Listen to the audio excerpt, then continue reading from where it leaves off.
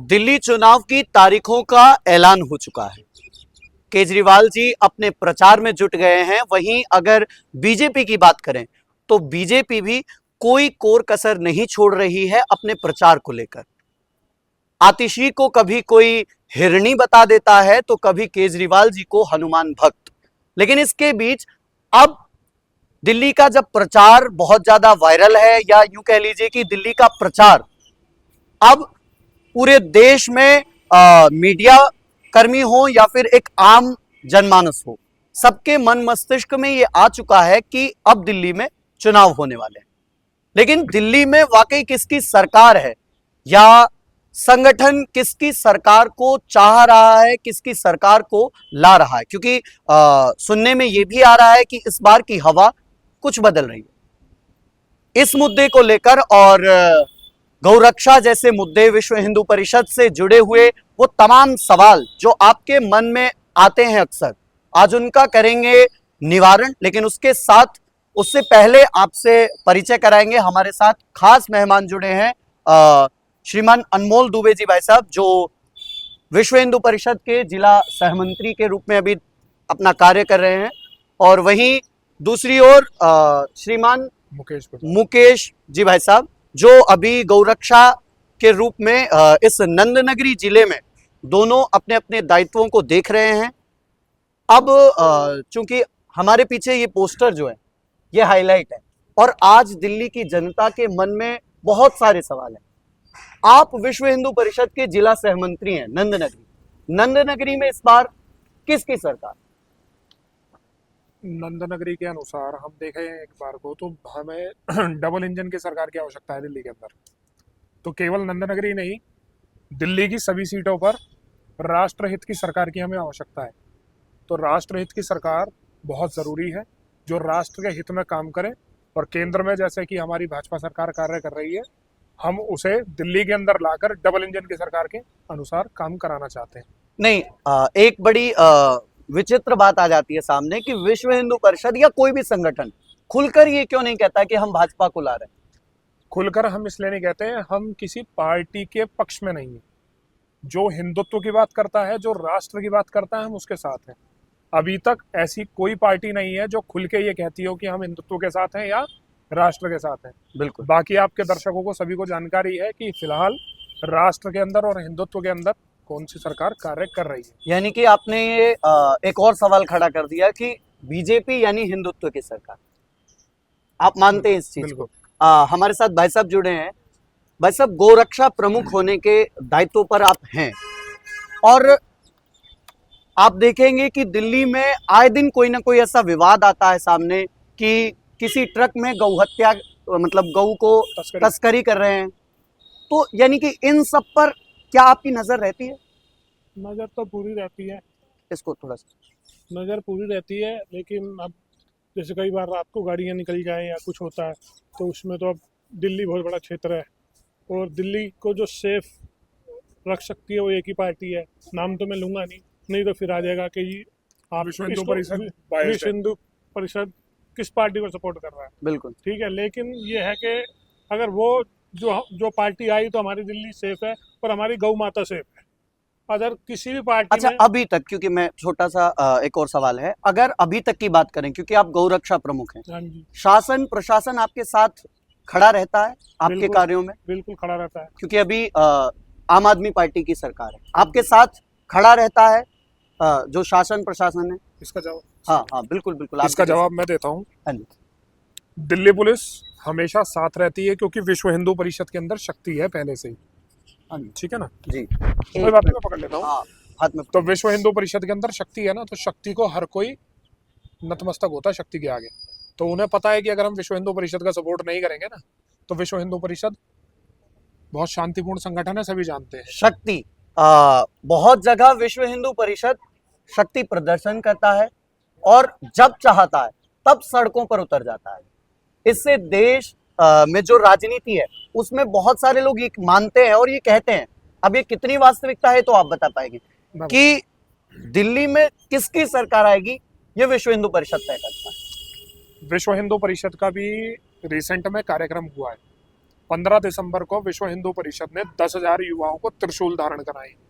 सभी को त्रिशूल मिला है और इसकी संख्या लगभग 50,000 तक जाने वाली है, क्योंकि हर जिले के अंदर, दिल्ली के अंदर 30 जिले हैं विश्व हिंदू परिषद के अनुसार, तो हर जिले के अंदर त्रिशूल बांटे जाएंगे। 30,000 त्रिशूल लगभग और बांटे जाएंगे, जिसमें से 1,000 त्रिशूल हर जिले के अंदर जाएंगे। और अभी जो 12 जनवरी गई है, इसमें हमने दिल्ली में रहने वाली जो बहनें हैं, माताएं हैं, मातृशक्ति हैं, दुर्गा वाहिनी, इन सभी को हमने कटार धारण कराई है। ये सब करने के पीछे क्या संदेश है? ये संदेश हमारा ये है, विश्व हिंदू परिषद ना एक ऐसा संगठन है जो हिंदू भाइयों और बहनों को स्वयं सशक्त बनाता है कि अपनी रक्षा वो स्वयं कर सके, ना कि किसी और के ऊपर डिपेंडेंट रहे। अब एक और मेरे मन में सवाल आ जाता है कि विश्व हिंदू परिषद राजनीति कौन करेगा ये तय करता है, या विश्व हिंदू परिषद ये तय करता है कि हमारा जो वातावरण है, जिस क्षेत्र के आप अभी जिला सह मंत्री हैं, तो यानी आप किस चीज पर फोकस कर रहे हैं अभी? हम फोकस ये कर रहे हैं जो हमारे क्षेत्र के अंदर प्रत्याशी हो वो हिंदू हितों की बात करे, हिंदुओं को सहयोग करे, वो किसी भी पार्टी का हो। वो किसी भी पार्टी का हो। लेकिन अभी तक खुल के कोई नहीं आया है। जो पूर्व प्रत्याशी हमारे जिले के अंदर रहे हैं, उन सबका शुरू से ही उनका ग्राफ काफी डाउन रहा है। और अभी आप मुकेश जी भाई सबसे पूछ रहे थे कि गौ तस्करी के ऊपर क्या कर रहे हैं, बिल्कुल, उसके बारे में मैं जवाब दे देता हूँ। मुकेश जी की अपनी 71 लोगों की टीम है, 71 लोगों की। हम रात के अंदर 10-10 लोग 7 जगह 8 जगह नाके लगाते हैं, पुलिस का सहयोग लेते हैं। अगर पुलिस भी सहयोग इस वजह से करती है क्योंकि वो पुलिस अभी हमारी केंद्र की है। दिल्ली सरकार की अगर पुलिस होती तो एक बार को हमें सहयोग ना करती, लेकिन केंद्र की पुलिस होने की वजह से हमारा काफी सहयोग मिलता है। और ये क्षेत्र भी काफी संवेदनशील है, आपको जानकारी होगी। अभी लगातार कहीं गौ मांस, गौ हत्या, ये सब चलती रहती है। तो हम प्रयासरत हैं कि हमारी सरकार ऐसी आए कि जो इस पर ठोस कानून भी बने। जैसे भोपाल में, मध्य प्रदेश में काफी चीजें, मध्य प्रदेश के अंदर बिल्कुल गाय माता के ऊपर बहुत मतलब इस तरह से कानून बनाया गया है कि उनकी कोई हत्या ना कर पाए। महाकुंभ में अभी शंकराचार्य जी महाराज ने ये गौरक्षा को लेकर एक संसद भी बिठा रखी है, जिसमें उनके यही सब सवाल हैं कि गौरक्षा कैसे हो सके। अभी महाराष्ट्र में एकनाथ शिंदे, जिन्होंने गौ माता को एक राज्य माता का दर्जा दिया, आप क्या चाहते हैं, या ये जो संगठन है विश्व हिंदू परिषद, ये क्या चाहता है कि ये पूरे देश की राष्ट्र माता बने या एक राज्य माता बनकर रह जाए? एकनाथ शिंदे जी और देवेंद्र फडणवीस जी राष्ट्रवादी पार्टी के सेवक हैं, जिस पार्टी के लिए हम आपसे बात कर रहे हैं, जो चुनाव की चर्चा कर रहे हैं। तो ये जो दम है ना राज्य माता करने का, ये केवल राष्ट्रवादी पार्टी के अंदर है और किसी अन्य पार्टी के अंदर नहीं है। हमारा विचार ये है, जिस तरह से महाराष्ट्र में, मध्य प्रदेश में गौ माता के ऊपर कानून बनाया गया है, गौ माता को राष्ट्र माता का दर्जा मिलना चाहिए और पूरे देश के अंदर इस तरह के कानून बनाए जाएं कि जिस पर अधिक से अधिक सजा हो, कि कोई भी जिहादी तत्व का व्यक्ति इसके ऊपर कोई आंख उठाने या पकड़ने से, छूने से भी डरे। जिहादी शब्द आ गया, क्योंकि जिहादी जितने भी हैं, या यूं कह लीजिए कि जब हम संगठनों की बात करते हैं तो संगठन का एक नजरिया है। लोग ये मानते हैं कि संगठन मुस्लिमों को हमेशा टारगेट करता है, इसमें कितनी सच्चाई है? संगठन मुस्लिमों को टारगेट नहीं करता है। हमारे इसके अंदर कुछ मुस्लिम समाज ऐसे हैं जो हमारा सहयोग करते हैं, जिन्हें पता है अगर हम उनके, हमारी गौ माता को, हम गाय को हम माता मानते हैं, उन्हें जानकारी है, लेकिन वो गाय को ही क्यों खाते हैं? वो इसलिए खाते हैं कि हमारी भावनाओं को ठेस पहुंचा सके। दूसरी चीज, हमारे राष्ट्रीय स्वयंसेवक संघ में इंद्रेश कुमार जी भाई साहब हैं, वो एक संगठन चलाते हैं राष्ट्रीय मुस्लिम मंच के नाम से, जिसके अंदर तमाम मुस्लिम भी जुड़े हैं। बिल्कुल, मुस्लिम हमारे सहयोगी हैं, लेकिन जिनकी मानसिकता जिहादी है उनके लिए हम उनके पिताजी हैं। बिल्कुल, ये यही जो शब्द हैं, क्योंकि उनके लिए हम पिताजी हैं, ये शब्द संगठन को, और चूंकि आप पिछले दायित्व पर जब थे तो बजरंग दल के दायित्व पर थे, तो ये जो मानसिकता है, यानी कि ये कह देते हैं लोग कि बजरंग दल और ये विश्व हिंदू परिषद, यानी कि ये चुन चुन कर जो जितने भी मुस्लिम पक्ष के लोग हैं उनको टारगेट करते हैं। ये तो मिथ्या है सर, जो जैसा, जिसको जैसा ठीक लगता है वो वैसा बोलता है। मेरी विचारधारा राष्ट्रहित में है। कोई ऐसा भी व्यक्ति वोटर होगा जो चाहता होगा कि देश किस तरह से टूटे, तो ऐसे भी लोग वोट देंगे। सबको पता है राष्ट्रहित में कौन काम कर रहा है और राष्ट्र के विरोधी कौन काम कर रहा है। कुछ लोग ऐसे हैं जो इमामों को तनख्वाह नहीं दे पा रहे थे, 18 महीने की तनख्वाह भी 4 दिन पहले रिलीज कर दी गई। अब इतने चुनाव के बाद उन्हें दिख रहा है कि राष्ट्रहित की धारा चल रही है इस टाइम, तो अब उन्होंने पुजारियों को भी मीठी रोटी डाली है कि हो सकता है ये भी हमारे पक्ष में आ लेकिन जाए। लेकिन ऐसा मानना है, क्योंकि मंदिर प्रकोष्ठ करके जो बीजेपी का एक प्रकल्प है, उससे भी बहुत सारे साधु संत केजरीवाल जी के साथ कंधा मिला रहे हैं, मंच पे फोटोज वायरल हो रहे हैं। तो अपने लोग भी जा रहे हैं केजरीवाल जी के साथ, संतों का आशीर्वाद ले रहे हैं केजरीवाल जी। मैं इसकी जानकारी देता हूँ। आप जो फोटो की बात कर रहे हैं बिल्कुल उसमें हमारे स्वामी योगेश्वराचार्य जी, अभी अरविंद केजरीवाल जी के साथ उनकी फोटो भी आई थी। बिल्कुल। तो इसके बारे में मैं आपको बता देना चाहता हूँ, संत जो हैं और जो अपने पुजारी हैं मंदिरों के, ये किसी एक पार्टी के विशेषज्ञ नहीं है। जो प्रभु को मानेगा, जैसे हमने कहा जो हिंदुत्व का मानेगा हम उसके सहयोगी लेकिन हैं। जो दिखावी प्रभु को मानेगा उसके हैं। मेरे साथ के मेरे मित्र काफी ऐसे हैं जो कांग्रेस को सपोर्ट करते हैं, वो मेरे साथ हैं। ये तो नहीं है कि मैं उनसे लड़ाई कर लूंगा, मैं उनके साथ फोटो नहीं खिंचवाऊंगा, एक पार्टी में हम जाएंगे तो। बिल्कुल। सबकी विचारधारा अपनी अलग अलग हो सकती है। संतों ने मंच से आशीर्वाद दिया है कि आप आशीर्वाद विजयी आप होंगे, भी जाएंगे तो आप आप भी विजयी होंगे। आप भी विजयी होंगे। जो आशीर्वाद ही वो विजयी होने के लिए लेने गए हैं। बिल्कुल। तो अगर मैं हनुमान जी के दरबार में भी माथा टेकूं और हनुमान जी से कहूं कि मुझे विजयी होने की शक्ति प्रदान करें, तो वो मुझे देंगे। जो उनके दरबार में जाएगा वो सबको देंगे। यानी कि ऐसा नहीं है। केजरीवाल जी अभी नामांकन से पहले अभी मैं आपको, असउद्दीन ओवैसी भी अगर हनुमान जी के दरबार में आशीर्वाद मांगेगा ना, तो उनको भी आशीर्वाद देंगे विजयी होंगे। नहीं नहीं हनुमान जी धर्मनिरपेक्ष भी नहीं है। बिल्कुल बिल्कुल, ये बिल्कुल सही बात कही है आपने। बिल्कुल ना। और लेकिन फिर भी एक बड़ी बात ये आ जाती है ना, क्योंकि केजरीवाल जी जब भी चुनाव आते हैं वो तभी हिंदू बनते हैं, ऐसा उन पर आरोप लगता है। तो इनको भी आशीर्वाद मिलेगा संतों का। अरविंद केजरीवाल जी जो है ना, वो सीजनल हिंदू है। वो सीजनल हिंदू है। वो कभी तो जालीदार टोपी लगा लेंगे, कभी हालेलुया कर लेंगे। उनका कोई भरोसा नहीं है। और मुझे शायद जानकारी ना हो, उनका खतना भी हो सकता है हो रखा हो, तो मुझे जानकारी नहीं है इसकी। लेकिन वो सीजनल हिंदू है। बिल्कुल नहीं। एक और क्योंकि पोस्टर पे एक हैं तो सेफ हैं, जी बटेंगे तो कटेंगे, ये जो स्लोगन है ये बहुत ज्यादा वायरल है। जी। योगी जी ने दिया है। अब मोदी जी ने भी। संगठन के पोस्टर पर ये देखेगा व्यक्ति तो एक सीधे सीधे एक प्रश्न बनता है कि दोनों की मिली भगत है। नहीं, मिली भगत तो क्या है, जो स्लोगन अच्छा, अगर कोई कांग्रेस अगर ये स्लोगन देती तो हम तब भी आप ये प्रिंट लेते? करते, तब भी प्रिंट तो करते। भारत जोड़ो यात्रा का आपने समर्थन नहीं किया। भारत जोड़ना यात्रा जो थी ना, उसके अंदर आपने देखा होगा हिंदू समाज का समर्थन थोड़ा कम रहा, क्योंकि कांग्रेस ही एकमात्र ऐसा संगठन है जिसने कर्नाटका के मैनिफेस्टो के अंदर ये डाला था कि हम बजरंग दल को बैन करेंगे। ठीक है ना। तो किसी की इतनी हिम्मत तो है नहीं बैन करेगा। अब जो हमारे संगठन को बैन करना चाहता है वो हमारे साथ कितनी विचारधारा मिलती होगी, तो हम क्यों नहीं, लेकिन समर्थन काफी करेंगे। भीड़ भारत जोड़ो यात्रा में भी काफी भीड़ रही, भले से दिखाने के लिए रही हो। अभी मैं 10,000 रुपए खर्च करूँ जी, 200 रुपए में यहाँ 500 आदमी खड़े मिलेंगे आपको। बिल्कुल। रुपए की बात आ गई और पुजारी और ग्रंथियों की बात आई दिल्ली में, क्योंकि जी। दिल्ली का चुनाव एक बड़ा मुद्दा है। अब इसमें एक और बात आ जाती है कि पुजारी और ग्रंथियों को 18-18 हजार रुपए महीने दे रहे हैं केजरीवाल जी।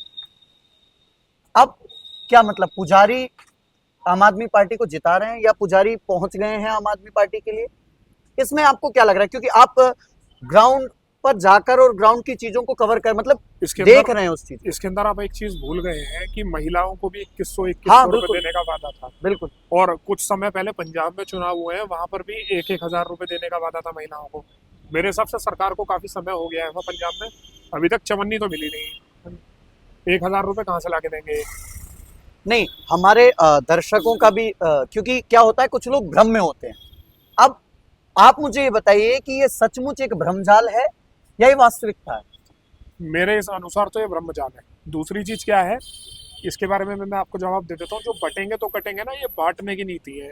अरविंद केजरीवाल जो है ना, अंग्रेजों की नीति लेके आया है, फूट डालो और राज करो।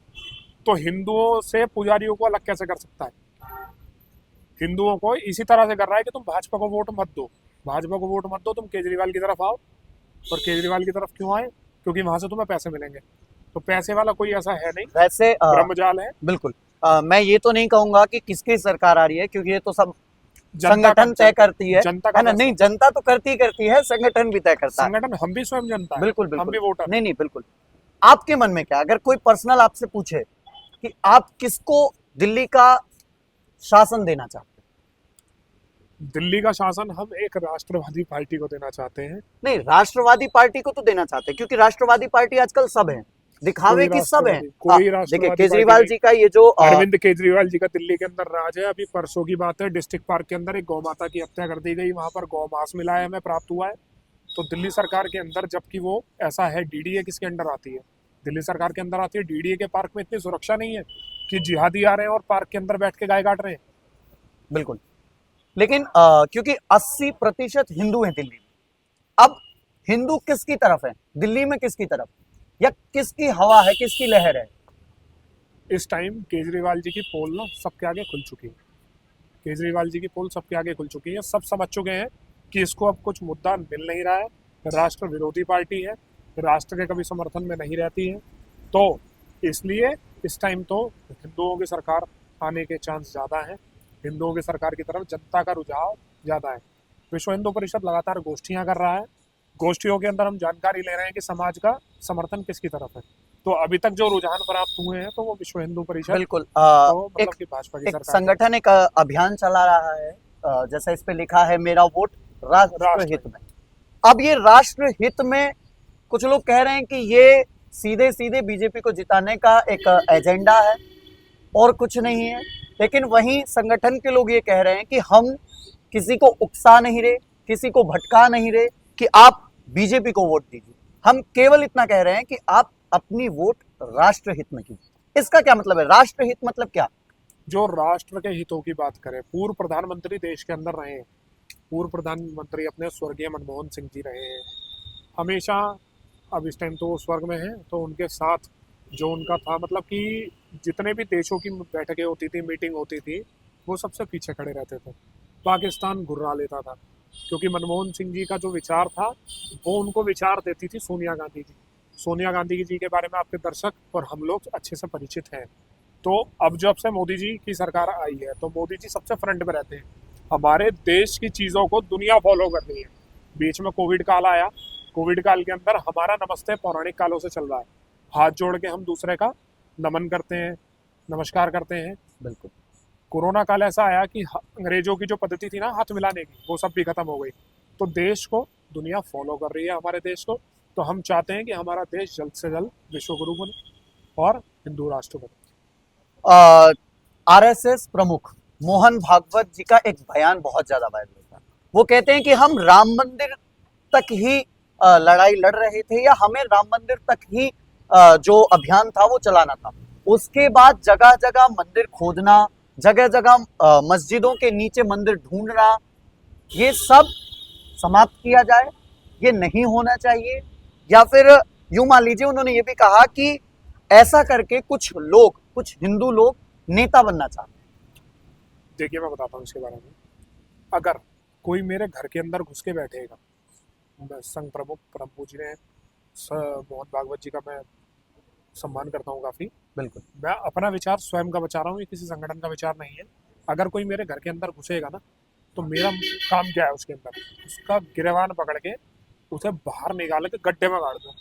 मेरे घर के अंदर कोई घुस थोड़ी सकता है। अगर कोई मंदिर मेरा पूजा स्थल है, कोई पूजा स्थल पे कब्जा करने की कोशिश करेगा, तो मेरा फर्ज क्या बनता है, मैं उसे बाहर निकालूं। और जहां तक नेता बनने की बात है, नेता बनने की जो आप बात कर रहे हैं, अगर कोई हमें हमारा मंदिर दे रहा है, तो नेता अगर वो बन रहा है तो मुझे तो कोई आपत्ति लगती नहीं है उसके अंदर। नेता बने, वो हमारा मंदिर तो मुक्त करा रहा है कम से कम। एक इंटरव्यू हम सुन रहे थे देवकी नंदन ठाकुर जी का, क्योंकि वो भी कृष्ण जन्मभूमि इंडिया का, टीवी पे मैंने हाँ, सुना था। कृष्ण जन्मभूमि का मुद्दा बहुत प्रखर होकर उठाते हैं। उन्होंने भी यही बात कही थी कि अगर कोई हिंदुओं की बात करके नेता बन रहा है तो बनने दिया जाए, क्या दिक्कत है। लेकिन अब आता है कि अगर सब नेता बनेंगे तो जनता कौन?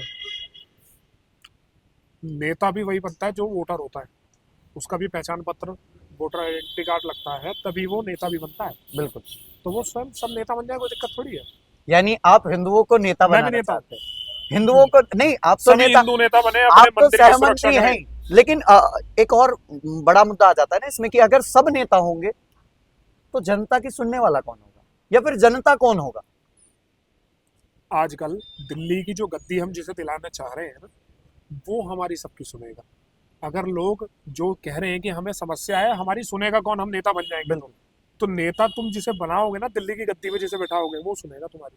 नहीं, वो सुनेगा, ठीक है। अब क्योंकि मुख्यमंत्री अभी आतिशी हैं, उससे पूर्व मुख्यमंत्री केजरीवाल जी जो जेल में रहकर आए हैं, हाँ। लेकिन अब आप कौन सा चेहरा देख रहे हैं मुख्यमंत्री का? दिल्ली में कौन ऐसा बड़ा चेहरा है जिसको आप गद्दी पर बिठाने के योग्य समझ रहे हैं? मैं बता देता हूँ आपको, पार्टी राष्ट्रवादी है, वो जिसे चिन्हित करेगी हम उसका सम्मान करेंगे। मनोज तिवारी जी? मैं किसी पर्टिकुलर व्यक्ति का नाम आपको देना नहीं चाहता, बिल्कुल बिल्कुल। क्योंकि वो पार्टी का निर्णय है। हम किसी पार्टी के अंतर्गत कार्य नहीं करते। पार्टी जिसे चिन्हित करेगी हम उसका सम्मान करेंगे, हम अपनी समस्या उसके पास लेके जाएंगे, वो हमारी समस्या का निश्चित रूप से समाधान करेगा। बिल्कुल। चलते चलते एक और क्योंकि प्रश्न है, ये जो अभियान चल रहा है किसके दिशा निर्देशन में चल रहा है? ये जो मेरा हित मेरा वोट राष्ट्र हित में, ये किस लिए? आज से पहले नहीं चला कभी? नहीं, हर बार चलता है। नहीं नहीं, नहीं, जम्मू कश्मीर के बाद ये दूसरा, मुझे लगता है कि शायद उसी का कॉपी पेस्ट हो, लेकिन जम्मू में अभी हुआ था ये जो अभियान है। मेरा वोट राष्ट्र हित में हम इस अनुसार कार्य कर रहे हैं कि राष्ट्र के अनुसार, मतलब कि अब हिंदू जो हैं कटेंगे तो बटेंगे तो कटेंगे, ये आपने अभी दूसरी पंक्ति पढ़ी होगी इसके बिल्कुल अंदर। बिल्कुल तो हम हिंदू ना बढ़ जाते हैं। मैं आपको एक कहानी सुनाता हूँ, आपके दर्शकों को आनंद आएगा। बिल्कुल। एक विद्यालय था, तो विद्यालय के अंदर ना 70 बच्चे पढ़ते थे, ठीक है मुकेश जी। तो 70 बच्चे जो पढ़ते थे, तो 70 बच्चों के अंदर 40 बच्चे तो उसके अंदर थे मुस्लिम और 30 बच्चे थे उसके अंदर हिंदू। अब चाहे उसे मुस्लिम मान लो चाहे आप क्रिश्चियन मान लो, एक समाज था और हिंदू 30 थे। वहां पर डेली ना दाल और चावल मिलता था भोजन में, आवासीय विद्यालय था, तो वहां दाल और चावल मिलता था। तो कुछ हिंदू के बच्चों ने विरोध करा इसका, ठीक है, हिंदुओं के बच्चों ने विरोध करा इसे कि हमें ना अलग अलग चीजें मिलनी चाहिए, हम सुबह शाम दाल चावल नहीं खाएंगे। तो वहां के जो प्रबंधक थे उन्होंने कहा ठीक है, हम सभी का सम्मान करते हैं और सबका वोट डलवाते हैं। जो आप जो आइटम खाना चाहते हैं, जो चीज खाना चाहते हैं, उसको आप पर्ची पे लिख के इस बॉक्स में डाल दें। बिल्कुल। अब 40 मुसलमानों ने एक होके दाल चावल लिख के डाला। हिंदुओं में 30 में एक ने तो डाला वेज बिरयानी, एक ने डाला नान शाही पनीर, एक ने डाला बटर रोटी, एक ने डाला पुलाव, सबने अलग अलग चीजें डाल दी। अब सबसे ज्यादा वोट पड़ गए दाल चावल को, तो वो एक नहीं हुए ना, तो बटे हैं ना, तो अब वो दाल और एक चावल है तो सेफ है। एक है तो सेफ है। बिल्कुल। और बट गए तो अब वो कट गए, वो दाल चावल नहीं, खाएंगे ये जीवन भर। बट गए तो कट गए का मतलब क्या है? कोई आप मतलब एक प्रश्न आ जाता है। एक है तो सेफ है समझ में आता है, आप हिंदुओं के लिए ये कह रहे हैं कि आप एक रहिए, एकजुटता का परिचय दीजिए, लेकिन ये बटेंगे तो कटेंगे मतलब? मैं इसको पूरी तरह से डिफाइन नहीं करूंगा, मैं एक लाइन बोल के इसे समाप्त हाँ करूंगा। बिल्कुल बिल्कुल। 100 मुसलमानों के बीच में एक हिंदू नहीं रह सकता और 100 हिंदुओं के बीच में एक मुसलमान रह सकता है।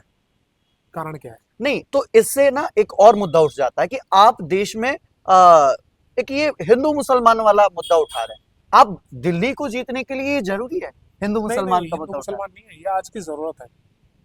आप ये देखो कि हमारा अभी हम अपने घर में भी तलाशी लें या आपके ऊपर कोई आक्रामक हमला कर दे, तो आपके घर में चाकू नहीं मिलेगा जो ढंग से आलू भी छील दे। उनके छोटे से बच्चे को ट्रेनिंग मिलती है कि बकरा हलाल कैसे किया जाता है। नहीं, तो इसका मतलब क्या है कि अब अभी हर एक हिंदू को तलवार रखनी चाहिए? उत्तर अपने घर में शस्त्र बहुत जरूरी है। हमारे देवी देवताओं ने शस्त्र क्यों रखे अपने पास?